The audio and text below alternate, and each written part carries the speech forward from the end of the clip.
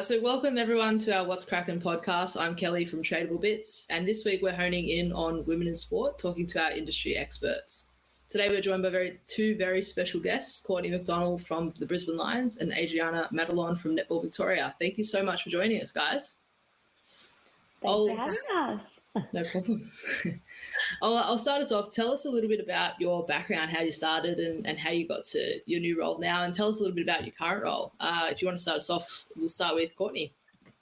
Yeah, no problem. So I studied entertainment production at uni all those years ago and sort of got into it not really knowing what I wanted to do, but they made it sound really fun. And it was, in hindsight now, a really great thing to study. I think we learned about production in all different areas. We did cruise ships, theme parks, movies, radio, like a bit of everything.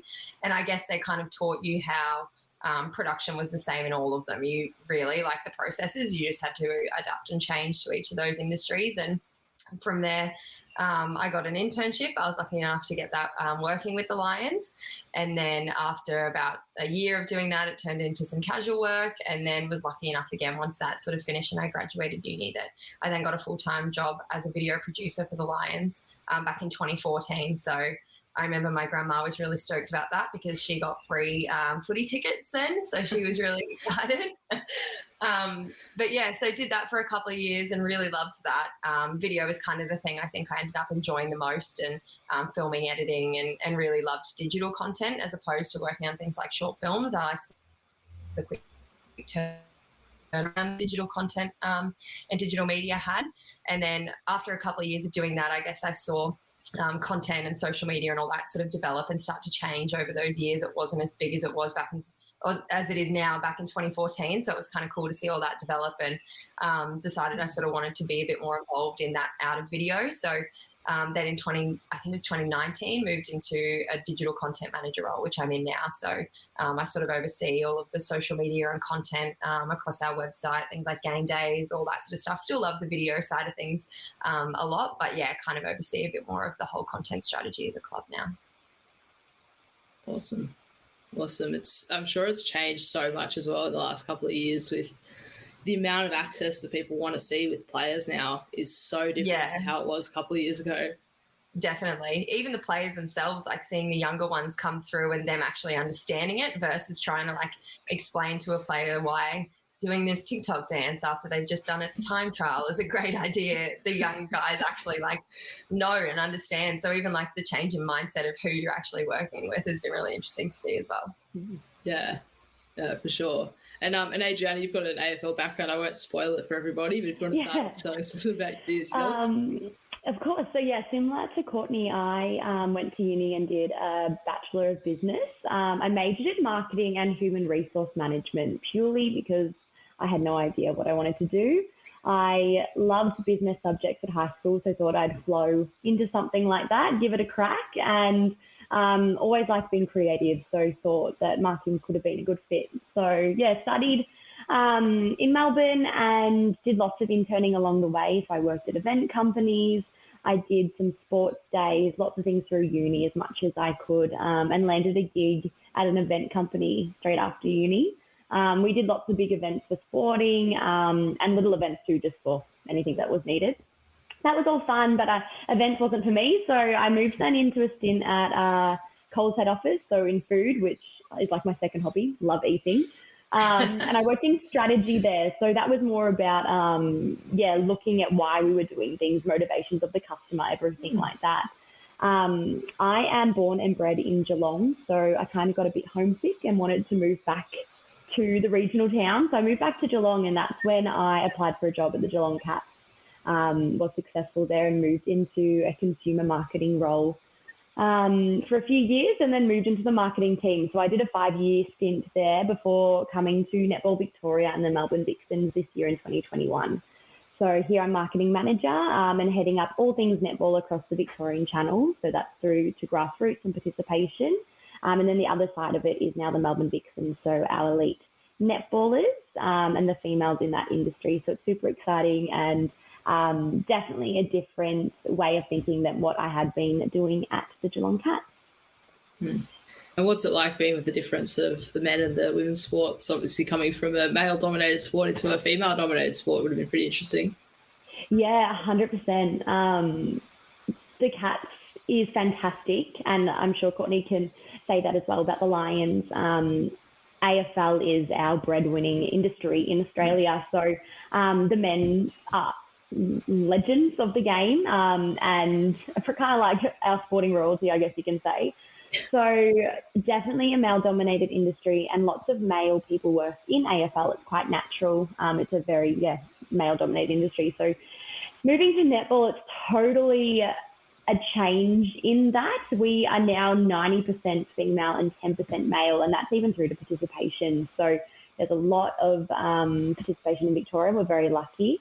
Over 110,000 people play netball, but most of them are female. So for me, it's just a different way of thinking, different way of communicating. Even who you're marketing to now is obviously very different. It's not typical older men. It's young females that are kids through to your mums. So we're definitely growing in the male space, but predominantly, as you would both know, netball is a female sport. So we're doing our best to try and get the men involved. But yeah, it's definitely different, a good different, but I think the AFL is going to be a male-dominated industry still for a few years yet until AFLW can come into the action and come into the fold a bit more. Yeah, for sure. And I think we're starting to see a big difference from AFLW now to what it was a couple of years ago. The transformation is amazing. How it sort of started in the skill level and the viewership has been phenomenal. I think it's going to be really, as you said, growing for the next couple of years and beyond. But on that note, in terms of 2022, 2023, all AFL clubs will have an AFLW team, which is a super exciting moment for the league in general. For those who don't know, how big of a deal is this?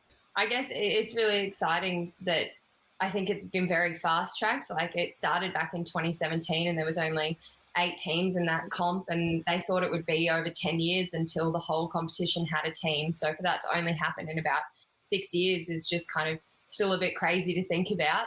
I mean, so much has happened in those 6 years. You think the audience has just grown, the interest. I mean, the first few years, I'm not sure if you found the same, but we had, people come over and start to watch the team at the very start who were just Lions fans, but it was sort of a bit, it didn't really grow much in those few years, even though we were in a few and lost a few grand finals. But these last, I think, 3 years has just kind of completely gone insane. And so I think from an interest point of view, it's amazing to see that that's obviously now high and sustainable enough to bring in all of these other clubs. And I think another really exciting thing about it is that there's now enough talent to support that competition. I think us, especially in Queensland, we're a rugby state, netball for girls. So I know when the Gold Coast Suns came in a couple of years ago, we internally, from an admin point of view, we're all just thinking, how are we going to have enough people to field, like our state, to field 2 teams? And then, a lot of our girls ended up going down to the Suns, and it was all sort of a bit spread out. But and I mean, we did a good job, Queensland, at being able to then support those 2 teams. But I think now it's amazing to see that that's not a barrier anymore. There are girls that are able to play this game from such a young age, and have enough girls across the whole country to play an 18-team competition at such a high level, I think is really exciting to see as well. Yeah, I couldn't agree more, Courtney. It's just massive. It's massive for females in sport and at that elite level. And it is a real testament to the AFL for pushing forward in this space. I think they've been real advocates for females in sport and trying to bring that gender gap up to, where it should be, quite a level playing field as possible. I loved my time at the Cats in the AFLW space. I was so lucky to work a part of the inaugural working group to get the team. Even our first match days, I remember the first match day we had 20,000 people at GMHBA Stadium, which was just amazing to see. Just what you said, Courtney, fans that traditionally would watch the men's sport coming to see the females and really just giving it a go. And it is such a different environment. It's fun. It's family friendly. It's normally warm. Like, that's so different, having a kind of summer sport for football. But I think it's just so wonderful to see the pathways and the kids coming up in any of our youth now being able to strive for that elite level is just so great. Yeah, and I think as a Swans fan, I've signed up to be an AFLW member as well, and it's something that I probably would have never thought about, seeing a female in a Swans jumper. It's such an exciting time for the couple of clubs that are coming through, and to finally have that close the gap. All the clubs are now involved. It's such an exciting time for the sport. Yeah, definitely. But we've also seen recently as well, in a netball sense, I think the Gold Coast Titans recently said that they were interested as well in eventually getting into the Super Netball. So women's sport is just growing from strength to strength to strength. What's the mood like with Super Netball? Yeah, for sure. I think it's just an exciting time for women in sport in general, just like you said. There are becoming some opportunities at that elite level, which is just so wonderful to see that people are investing time and money into it. The Super Netball, we only have 8 teams, and of the 8 teams, there's only 10 people that play within a netball team. So you think about that logically, that's only 80 spots for netballers at the elite level, which is tiny. In football, there's 30 to 40 spots per now 18 teams. So there's a lot more females that are given the opportunity in that sport. So it's great to see that people are thinking about the growth and expansion of netball and how we can just make it bigger. So that's really exciting. I think this season's going to be really interesting. We've now signed with KO and Fox as our broadcast partner. So that is hopefully going to grow our viewership and our awareness across not only Australia, but hopefully the world as well. And with the Commonwealth Games happening next year, 2022 season, so following season, hopefully that'll bring some awareness to the sport as well. But yeah, it's definitely an exciting time. And yeah, let's hope that the Gold Coast Titans can get a team up and running and just have one more mix in the competition. Sure. It's interesting as well to see the tie-in with rugby league as well, with the netball team. So I've seen Sunshine Coast Lightning with Melbourne Storm. So it's interesting links there. But I think you need to have those powerful brands backing it as well, which is good to see. But on that, you mentioned obviously Com Games starting next year, and obviously the season, if the Super Netball will start a bit earlier. How has that impacted preparations? Yeah, good question. It just brings everything forward. I think, and Courtney can definitely talk to this, sport in the last 2 years with the pandemic has been more agile than ever, and you can't really plan for things not knowing what's going to happen. So as bad as it sounds, it's kind of the same thing. Everything's just been pushed forward. The preseason was pushed forward. Training's happening right now. They don't have much of a break over Christmas. The Vixens are so lucky. We have 3 players that are playing in our Australian Diamonds team. So they'll be off doing some test matches at the start of 2022 in the United Kingdom. Fingers crossed that all happens smoothly. So it's just like everything. They're just making sure the bodies are ready, that they're fit and ready to play. And yeah, the season now starts at the end of March. So it's aligning really up with AFL, which will be very interesting to see how that unwinds coming through. Saying that they have made sure that our time slots have changed. They're better for netballers to watch netball. Traditionally, netball is played obviously on a Saturday, and the professional teams are also playing on the Saturday at the same time. So it meant that a lot of young netballers and anyone that plays the sport wasn't able to watch. So they've moved to better time slots so that everyone can get to the games, which is really exciting, and great that the organisations and the Super Netball teams have realised that, so that we can actually ensure we're getting the best viewership for netball. So very exciting. Yeah, for sure. And I think, and I guess the opposite for AFLW, a bit of a delayed season due to COVID. Has that been difficult? To be honest, at the moment, it's not too bad. It was more at the start of their pre-season. So, it obviously affected us last year, as it has with everyone, but we were lucky enough to obviously go through to the grand final and to win that. So then that meant that we had a shorter window of break time before pre-season started again. So I think it sort of didn't really feel like last season ended before this season started again.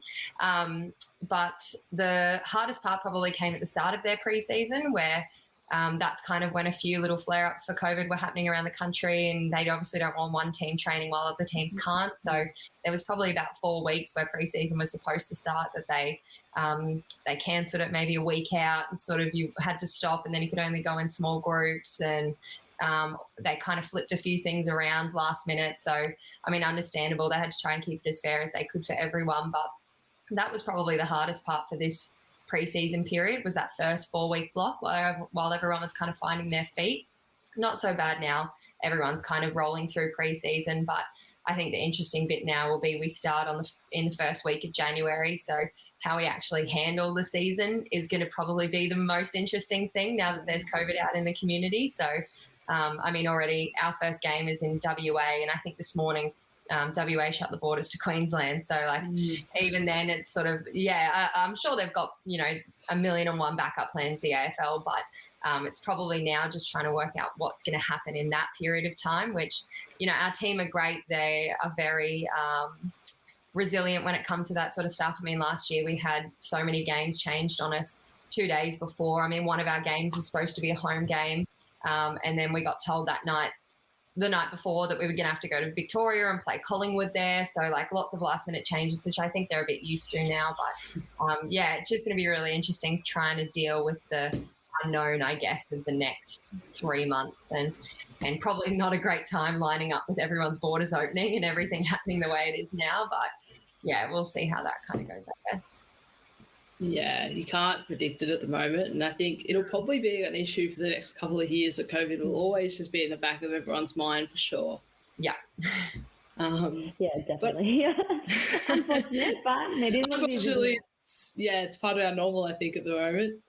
But in terms of, I guess, the trends and the big movement around with female sport, we've seen Queensland Rugby League have offered equal pay for their representative players. Is that solving the problem, or is there something else that we need to be doing to make sure that it is a fair play field for female athletes? For me, I think there is still a long way to go for females in sport in general. Unfortunately, I think the industry is definitely tracking in the right direction, but it's just going to take time. And I think the biggest thing is the awareness piece, especially in AFL, and even talking to netball.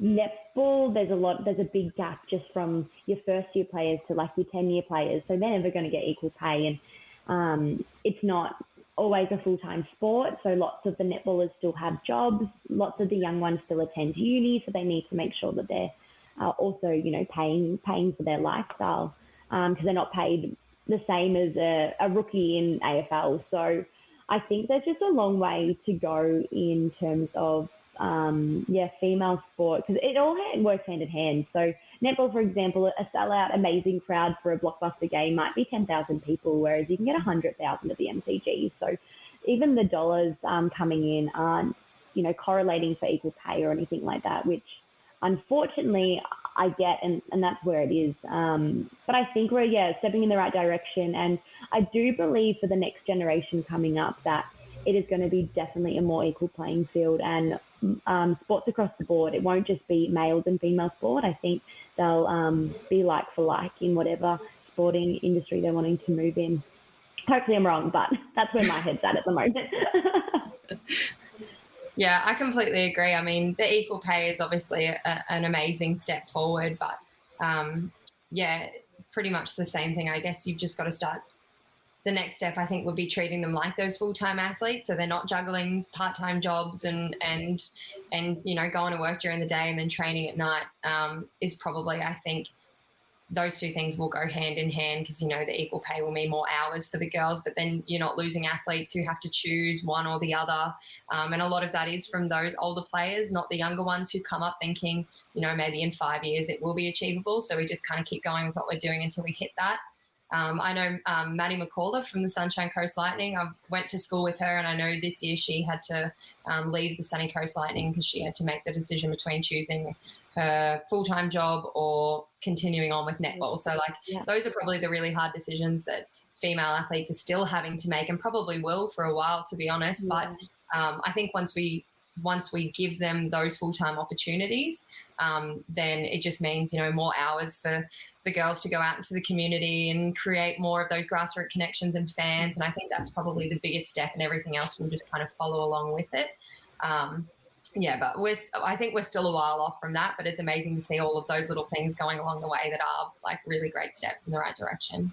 Yeah, sure. It's, as I said, a little while off, but hopefully things change sooner rather than later. Because I think, to be honest, some of those female sports can be more exciting more often than not than some of the men's sports. So it'd be, as you said, if we start to treat them like the full-time athletes and start to grow that space, we can definitely start talking about sort of that equal pay and equal opportunities. As you said, it's not just about throwing money at different players and sporting organisations. It's the equal opportunities in general. Yeah, definitely. Which we're starting to see, I think, a little bit in the Europe football as well. We're starting to see, the Arsenals, the Chelseas, they're all sort of starting to pay their players what they're worth. And Sam Kerr obviously being one of the greatest female athletes of, if not all time. Probably a biased opinion as an Australian, but... we're allowed to say it. Not at all. We're starting to see some exciting change there, and she's probably one of the most exciting footballers to watch at the moment. So, as I said, it's just a matter of trying to lift that and put a bit more investment in it. Yeah, probably just something to add to that has just come to mind is also as a female, obviously depending on what stage of life you are and everything like that, you might be wanting children. So there's even that aspect in sport that football and netballers have been incredible, and I'm sure in other sports as well, that they've had children and still come back to their professional sporting careers post kids, which is just incredible to see that they can get their bodies back to that elite level. So even like programs in supporting them in that stage of their life. And I know the Vixens are doing an amazing job at that now and helping them move into that next stage of their careers and whatever they're wanting to do, if it is not returning back to that elite sporting level, because it's just one thing that men don't have to consider. And females do. It's as simple as that. Sure. But look, as you said, it is changing. I think I mentioned football before, or soccer for those who want to call it that. Matilda's recently broke a crowd record for a standalone women's game. I was lucky enough to actually be there. I think it was quite a few thousand in terms of actually smashing the record. Were you guys tuned into that? How exciting was that from your perspective? I think it was amazing. I think the Matildas are a really great example of like the whole country getting behind a female team. I mean, maybe different because it is the national team. It's not like you're picking and choosing your little teams based on your state. But I mean, everyone I know gets behind them just as much as they do the Socceroos, and it's not, I think, as much a discussion of do you follow the men's or the women's. It's they're your country's team, so you support them. So yeah, I think that was amazing to see such a huge crowd. And I know there's so many different, like their reach is probably across so many different demographics. Like I've got friends with kids who love it, but then my dad loves them as well. And like, they've got so many different areas that I think obviously then resulted in this massive crowd, which is amazing and hopefully something we can see a lot more of. And I know back to AFL, another example of that was the grand final that the Crows and Carlton were in a couple of years ago, and they had I think it was like 56,000 people at Adelaide Oval, which I don't think anyone expected. But I think it's big moments like that where you just absolutely smash everyone's expectations at key things like that make people really start to go, wow, okay, I will go to an AFL game or I will go to a soccer game. Like there's obviously a lot of interest in it. So, yeah, I think you're very lucky to have been there as well. That would have been pretty awesome. Yeah, for sure. That atmosphere would have just been incredible. And just talking to like even the women's T20 for the World Cup, that was at the G, and I think that had like 90,000 people. The G was nearly full pre-pandemic, and that's a testament to women in sport. Full stop. Like that's cricket, and people are interested in going. So the appetite's there, and I think it's an exciting movement. Full stop. So I think bring sport back in 2022 and let crowds in, let people come and watch. And I think people will come naturally. They're ready to watch women in sport for sure. Mm-hmm. So in terms of moving forward, what would your advice be for anybody any women looking to get into the sporting industry? What's your experience been like? And as I said, any advice? I think my biggest bit of advice would be just to make connections. I think there's so many great ways you can do that now: LinkedIn, Twitter, Instagram. I mean, from how I came through, I guess, of being an intern and then moving into the role I'm in now, there's such like a great community of people in general, but especially females in the AFL in particular that, you know, the AFL put on so many great programs for like leadership and all that kind of stuff that lets you meet people from other clubs. And I think just as best you can make those connections and even someone who's not in that industry, the barriers aren't there anymore with things like Twitter and LinkedIn. You can reach out, connect people. And I think females in sport are very, well, from what I see, passionate about helping other females in sport as well. So like, you know, reach out to people, just ask for advice and take every opportunity as it comes, because I think that's one of the easiest or best ways to get into sport is through those connections. And also just not to think that it's a male-dominated area. I mean, back when, and I think you said it before, Adriana, actually, that, or probably more in netball. I mean, there's a lot more females working in netball, but even in football, it's not all males. There are females working on so many amazing projects in so many different areas in sport. So don't not pursue a career in sport just because you think it is a male-dominated area. It's definitely changed in the time that I've been here. So, yeah, I definitely wouldn't not try pursuing something in it because I guess would think that. So, yeah. Yeah, definitely. I totally agree with everything you just said, Courtney. Interning is the best way to get in. I think the sporting industry is very unique as well. So I think interning is a really good way to even understand if it's something you want to pursue. It's long hours, it's weekend work, it's traveling with teams, all of the fun that comes with it, but it is a different job. It's not just 9 to 5, which I think we can all agree on. You're shaking your head. Yes. Mm-hmm. I would also just say, yeah, don't be afraid, because it is, yeah, like Courtney said, it's not intimidating. It might be at first, and no matter what industry you're going into, but if you're passionate and you really want to excel, you will. It's as simple as that. And I think that's the best thing about any sporting industry, no matter where you are. People are there for the right reasons. They're not there just because it's a 9 to 5 job. It is there because they're passionate about it and they're wanting to make that sport great, which is super exciting. And yeah, definitely reach out and make those connections, because I agree that's the best way to get in, because normally what happens is people that start in sport don't leave, so it makes it a bit hard for people to get jobs. And I think Courtney and I are key examples in that. We've both been in the industry now virtually from our start of our careers, so definitely starting at that bottom level and working your way through is the best way to do it as well. Yeah, I think, as you both said, the key is an internship. I had to do 2 internships before I got my first sports role, and can definitely involve some long hours, some heavy lifting. But when you do have those moments where you just look back and you go, that was pretty cool to be a part of. So it does make it worth it in the end. Yeah. And then in terms of just wrapping up, this is a question that we generally ask all of our guests, is what was your fan moment, your most memorable moment where you looked at it and you went, that was really cool? So for me, just to give you a bit of a guide, I was at a halftime St. George Dragons activation where I got to participate in this competition and essentially won by default because the other person didn't follow the rules, but ended up winning $500 and got to meet some of the players afterwards. So such a cool experience for me. What about you guys? For me, just walking through the doors at Geelong Cats for the first day was amazing. I had gone for the team my whole life. My parents and my family loved the Cats, so it was probably just a little bit of a fangirl moment moving in.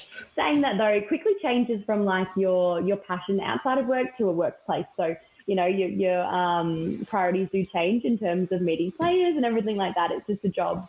The best moment, though, for me that I take with me, even now not working at the Cats anymore, was our first AFLW home game, which was the first match that the team had played as well, which was round 1 in 2019. It was in Feb. It was a really warm day, and we had no idea how it was going to turn out. We didn't know how many people were going to scan through the gates. We didn't know if anyone would even turn up. And it turned out that there was a crowd just under 20,000 at GMHBA Stadium, and the team ended up winning, beating Collingwood by 1 point, and they didn't even think they would kick a goal that match. So it was amazing. You can imagine the roar of the crowd when we won and how excited the players were, and just something that's really stuck with me. The community just got behind the team that day, and it was amazing to see and be a part of. So that's a good moment for the Cat sporting history as well. Awesome. And yourself, Courtney? Definitely lots of great memories over the years. Definitely lots of Geelong and Brisbane battles over the years too that have been really great to see. But I think that there is definitely a couple. The women's grand final this year, unfortunately, I didn't get to be there for it in Adelaide. It was the worst timing for a wedding I had to attend ever. But still, that whole experience of the girls going there and having seen it come from its very first year when we lost the 2 grand finals as well, and there was only 8 of those original girls still there, and then we had retirements at the end, and it was just the best little collection of moments ever. That was pretty amazing. And then for the club to celebrate that for the weeks and months after that was really amazing to be a part of too. But one other one that really stands out from the men's side is our prelim final against Richmond at the Gabba 2 years ago, I think. So it was, for those that know the Lions, we had a great period of time in the 01, 02, 03, and then it sort of really went downhill after that, and we didn't win many games, and it was tough responding to people's comments on social for a few years after the game. But to then come back up and make finals, we didn't win any in our first year, but then in this second year of finals, we beat Richmond, who we hadn't beaten in 10 games or 10 years or something like that. It was a huge amount of time. And they were that one team that we hadn't really beaten in a very long time. And to beat them in that final, the whole Gabba, I've never heard it so loud in my life. It just sounded like hundreds of thousands of people, and you could feel the ground shaking. And one of our players kicked a goal in the last few minutes that kind of put the game too far out of reach for Richmond, and the place just went nuts after that. But then after the game, seeing everyone in tears, just so proud of, I guess, where they'd come, that was a moment where we just kind of, and I was with some of the people I work with, just sat back and were like, holy crap, this is amazing to be a part of, but just means so much to so many people. And so that was a really cool game and cool moment to be a part of as well. Yeah. I think that's something we're so lucky, in the industry that, winning feeling, that it might mean so much to the players, but also means so much to the workers and then the fans. That is just so unique in our industry. And just like you said, Courtney, the feeling is it's undescribable. It's the best thing. And we're so lucky to, I think, work in an environment that can achieve that. Yeah, definitely. It's the business of making memories, and it's so cool to be a part of. Definitely. Yeah. Perfect. Well, thank you both for joining us today. It's been amazing to hear your thoughts, your stories, and the views on what's going to happen in women in sport in the next couple of years. So really appreciate your time and for joining us today. Thanks for having us. Thank you. Thanks, Kelly. No problem. Join us next time for What's Cracking, where we talk all things sport, music, and entertainment. See you next time.